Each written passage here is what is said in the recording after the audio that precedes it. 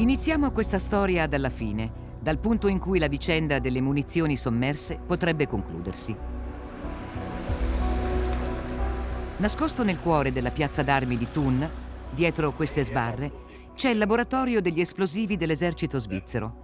Qui si testano tutte le munizioni. All'interno, Konrad Zaug sta maneggiando una granata da mortaio. Contiene abbastanza tritolo da provocare un'esplosione.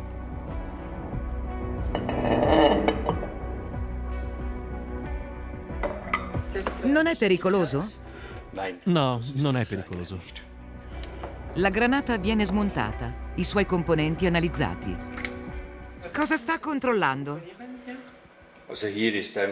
Guardo se c'è ruggine, se è solida, se ci sono adesioni e se tutti i componenti sono a posto.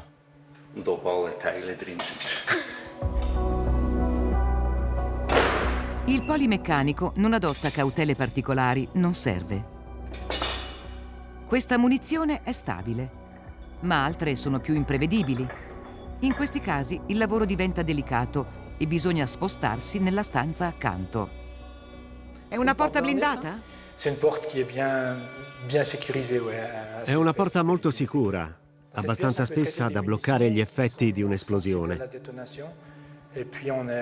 In questa stanza possiamo trattare munizioni fino a 10 kg di tritolo. L'infrastruttura resisterebbe. Tutto ciò che c'è dentro verrebbe distrutto, ma la struttura rimarrebbe intatta. Tout ce qui est dedans sera détruit, mais l'infrastructure sera toujours là.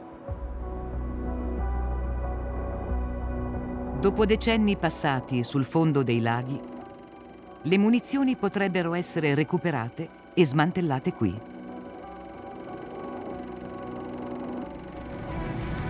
Ma nessuno sa come riportarle in superficie. Tanto che l'esercito svizzero ha lanciato un concorso di idee. Un concorso che ha fatto il giro del mondo. How would you like to win a share of £45,000?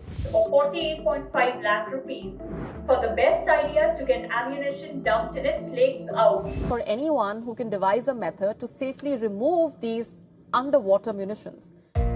Un premio di 50.000 franchi a chi troverà l'idea del secolo per recuperare tonnellate di materiale militare affondato nei laghi. L'iniziativa è senza precedenti ed è arrivata fino al New York Times. Il problema, a lungo ignorato e sottovalutato, è tornato d'attualità e le munizioni buttate nei laghi per essere dimenticate stanno tornando metaforicamente a galla.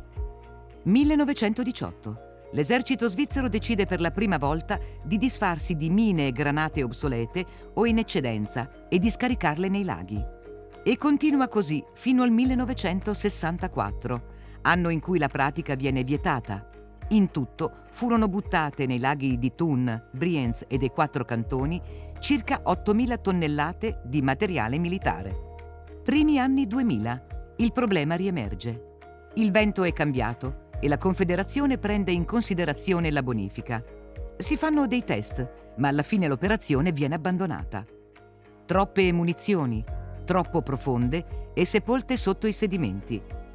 Oggi il Dipartimento federale della Difesa ha riaperto il dossier.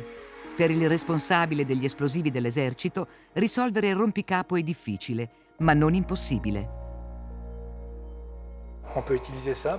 Possiamo utilizzare questo scanner per individuare le munizioni nel fondo del lago, per sapere se c'è una grande o piccola concentrazione di oggetti. Ci dà un'idea della conformazione del fondo. Ma non avete ancora un metodo per recuperare gli ordigni? Le premier défi, c'est la profondeur. Purtroppo no. La prima sfida è la profondità, che nei laghi di Thun e Brienz supera i 200 metri. La seconda è la visibilità. Muovendo i sedimenti, l'acqua si intorpidisce e la visibilità diminuisce, impedendo di utilizzare la telecamera.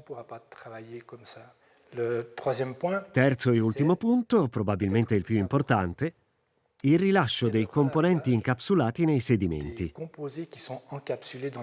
Quando si smuovono i sedimenti, c'è un rischio di trasmettere queste particelle all'acqua.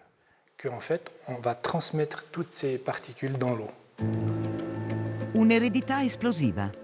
Johannes von Gunthen ci passa sopra tutti i giorni con la sua barca. Già da bambino pescava nel lago di Thun. 10 anni fa è diventato il suo mestiere. Non ha paura di pescare una munizione? No, sono ricoperte da sedimenti.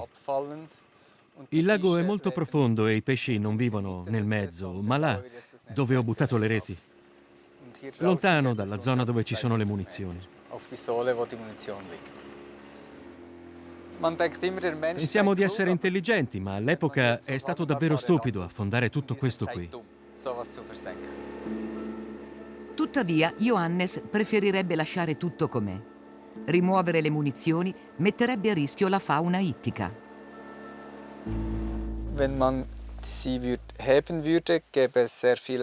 L'operazione di recupero solleverebbe e disgregherebbe parte dei sedimenti, togliendo ossigeno al mondo subacqueo. Per me sarebbe complicato continuare a vivere di pesca. Avrei timori per la mia stessa sopravvivenza.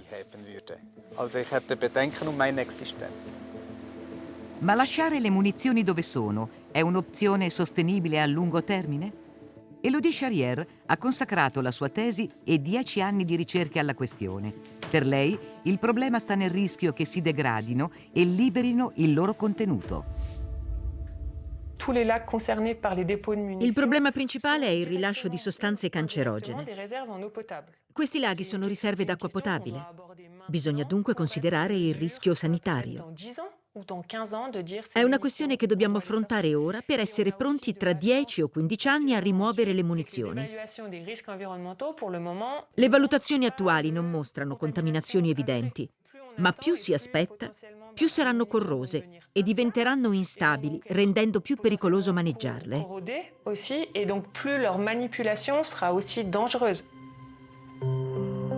Una contaminazione dell'acqua sarebbe lo scenario peggiore. In Francia, la minaccia si è fatta reale per la piccola città di Gérardmer e il suo lago, soprannominato la perla dei Vosgi. Ma a pochi metri dalle zone balneabili, appena sotto la superficie, una discarica di munizioni e tutte visibilmente deteriorate. I sommozzatori dell'associazione Odysseus 3.1 hanno prelevato dei campioni d'acqua. Risultato: presenza di trinitrotoluene, TNT, una molecola potenzialmente cancerogena. A bordo lago, il sindaco e il suo vice sono sconcertati.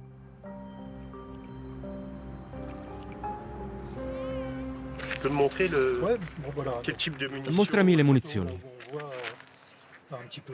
Ecco una fotografia dove si vede tutto quello che è stato portato a riva.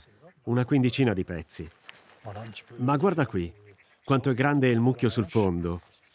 Granate di diverso tipo, molte artigianali. Vorrebbero che l'esercito francese ripulisse il lago, ma lo Stato per il momento si rifiuta. Non ci sarebbe alcun rischio per la salute. In effetti, il tritolo non compare nella lista degli elementi per valutare la qualità dell'acqua. Tra i criteri per dichiarare potabile o meno l'acqua, la normativa francese non prevede quello di analizzare la presenza di TNT. È dunque possibile che anche in tracce minime le molecole di tritolo presenti nell'acqua vengano trasmesse alla popolazione. E per quanto riguarda le munizioni, siete impotenti. Sì, ci viene detto che sono potenzialmente pericolose, ma la normativa non ci consente di affermarlo in modo definitivo. Siamo bloccati e non sappiamo di fatto come agire. Il sindaco ha denunciato il problema all'Assemblea nazionale. Intanto guarda al suo lago come se fosse una piccola bomba d'orologeria. Nel mare del Nord e nel Baltico, 1,6 milioni di tonnellate di materiale militare delle 2 guerre mondiali inquinano i fondali. Nella baia di Lubecca, al largo delle coste germaniche, ha preso avvio un progetto pilota che prevede di recuperare e distruggere le munizioni su un'installazione galleggiante con un processo automatizzato 24 ore su 24. Costo totale dell'operazione 100 milioni di euro. In Svizzera non si è ancora arrivati a questo punto. Le munizioni sono in buono stato, ma fino a quando? Direzione Zurigo. Questi giovani hanno accettato la sfida di Arma Suisse e partecipano al concorso. Hanno ideato e realizzato un drone sottomarino capace di muoversi in condizioni estreme, risolvendo almeno in parte il problema. Abbiamo sviluppato questo drone per situazioni particolarmente difficili, quando non si vede a più di 20 centimetri. L'abbiamo già utilizzato in alcuni bacini e nelle Alpi, dove non si vede quasi nulla con la telecamera. Ma grazie al sonar possiamo individuare strutture. Qui un muro, là un pilastro. Il drone può scendere fino a 300 metri, orientarsi al buio e individuare le munizioni. Ma rimane il problema dei sedimenti, anche se Jonas e il suo team stanno seguendo qualche pista. Stiamo studiando la possibilità di usare una sorta di bolla per trattenere i sedimenti e poi aspirarli. Il nostro robot non può recuperare tonnellate di materiale. Bisogna vederlo come uno degli attrezzi in una scatola di utensili, da combinare con altri metodi per trovare la soluzione migliore per l'ambiente.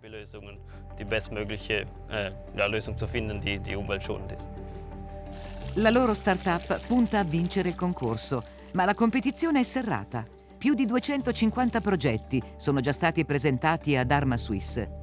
Le munizioni potrebbero essere recuperate dall'acqua prima del previsto.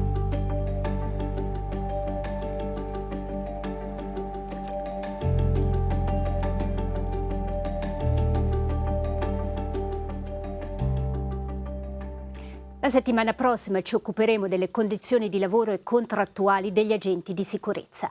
Sì, quelle donne, quegli uomini che vediamo spesso sulle strade, nel traffico oppure alle manifestazioni.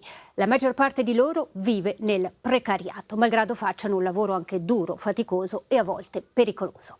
Appuntamento dunque a martedì prossimo. Grazie per essere stati con noi anche questa sera.